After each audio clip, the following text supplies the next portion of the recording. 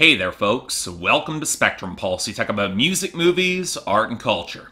And today we're going to be talking about the newest album from Lady Antebellum called Heartbreak. So I'm going to start off and say something that's probably pretty controversial here. And I want you all to understand this is not coming from a place of disrespect. Longtime fans will know that while I have been plenty critical of Lady Antebellum, it's more because I just see tons of potential that just doesn't materialize in the execution as often as it should. And you should also all know that when Charles Kelly put out his solo record last year called The Driver, 2 songs from that album made my year-end list of the best songs of 2016. And one song, Leaving Nashville, the closing track, it topped that list. It was my favorite song of last year across the board. It's absolutely excellent. If you haven't heard it, you definitely should. So now that you all have that context, let me say this. Going into Heartbreak, I was convinced that Lady Antebellum probably should have just stayed on hiatus, or maybe just broken up entirely. I mean, as a group together, they always felt pretty uneven to me, hitting some tremendous high points, some fantastic songs that balance out emotional maturity with some great vocal harmonies, but it's always felt imbalanced to me, skewed towards Hillary Scott instead of an even balance between her and Charles Kelly. And with that more middle-aged approach to country music, catering a little bit more to the adult alternative or pop country crowd, I've expected the writing to maybe build to a level of sophistication that just has not materialized in the same way. I know that they're in their 30s and they're not Little Big Town, who are all in their 40s and their music's starting to sound like it, but I started to get a little bit uneasy when I saw that the main producer behind Heartbreak is Busby. And don't get me wrong, he can be kind of tolerable with the right songs, but nearly always more in the younger, trendier pop country mold, which just struck me as the wrong fit for Lady Antebellum,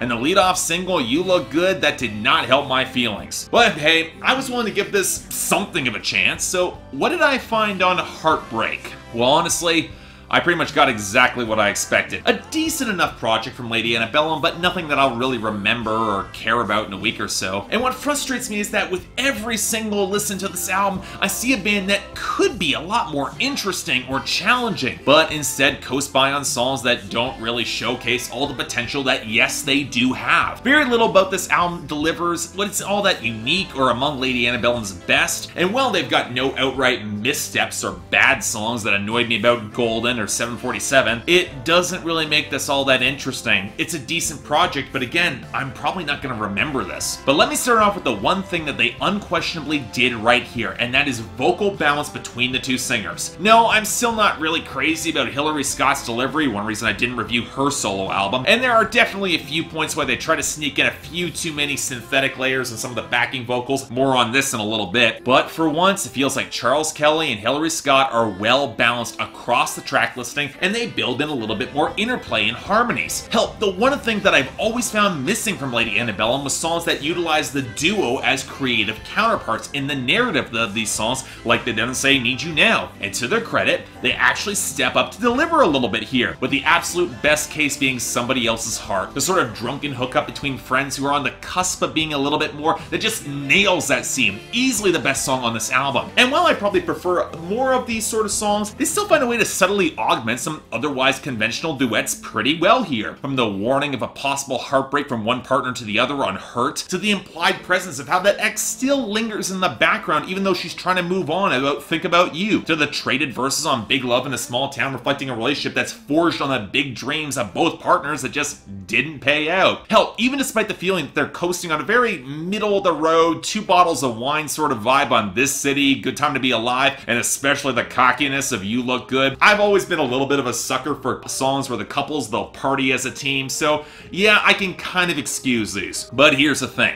Is these tracks, along with the formless self-esteem anthem Tripe of the Stars, or the There's No Place Like Home feel of, well, home, that give me the impression that Lady Antebellum is kind of coasting and relying more on easygoing charisma than tighter or more ambitious or interesting songwriting. And to some extent, I'm not sure it flatters either of our singers here. It's more obvious with Charles Kelly. The guy's got a hangdog brand of heartfelt power that I've always really loved. I think he's a great frontman, and yet doesn't play obviously just leaning back and taking it easy in a Jake Owen sort of mold, but Hillary Scott does showcase some real intensity on songs like Somebody Else's Heart that could really resonate if she had meatier material. Hell, the closing track, Famous, almost serves as a slightly less interesting or defined version of Leaving Nashville, more from the point of view of fame that's already been achieved, which doesn't quite have the same desperation for me. But you know what? Hillary Scott does a really good job with it. I was impressed. And I'm not saying everything Lady Antebellum writes should be heavy or thought-provoking. After all, they wrote the majority of this record. I'll give them props for that. This is what they want to make. But if you're gonna stick with mellow vibes and writing that doesn't really transcend that, it's not gonna really hold my attention long-term. Just kind of goes in one ear and out the other. And a big part of this problem,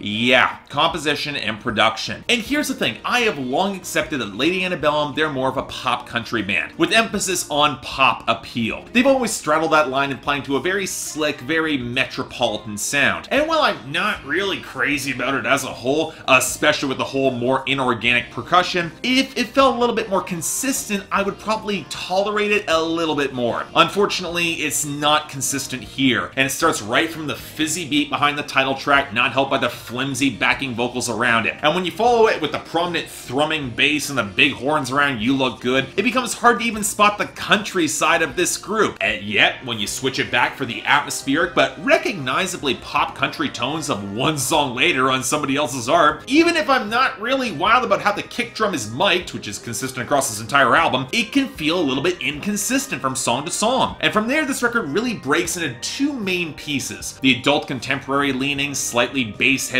pop country that brings in strings and even pedal steel on songs like Hurt, Army, Big Love in a Small Town, or Famous, which, for the record, in my opinion, tend to be the better songs. And then you have the more conventional pop tunes that borrow from acoustic pop, and even a little bit of modern folk music, complete with millennial whoops and stiff backing beats. Hell, a song like Good Time to Be Alive between the hand claps and the larger choir, or the choppy electric guitar line on Think About You, even though in that case I like that latter song, you could give these instrumentals to any number of more earnest pop-leaning acts, and I wouldn't even bat an eye. I wouldn't tell the difference. And you know what? I would get it. If Lady Antebellum, they found Nashville creatively stifling and they wanted to record elsewhere in, say, California and Florida to pick up some fresh sounds, but the sad fact is that they don't really feel all that fresh to me or all that experimental or interesting. Just a little bit tepid and rarely all that flattering for, again, a group that is capable of so much more. I've heard it. But as a whole, look, this is fine. I'm sure Lady Antebellum fans will be plenty satisfied by this. But for a band who, at its best, can produce some tremendous songs, I am just a little bit frustrated that the album after album, they can't deliver more beyond consistently scattered pieces. And it's not like they're bowing out to trends either in pop or in country. Compared to what Nashville's churning out,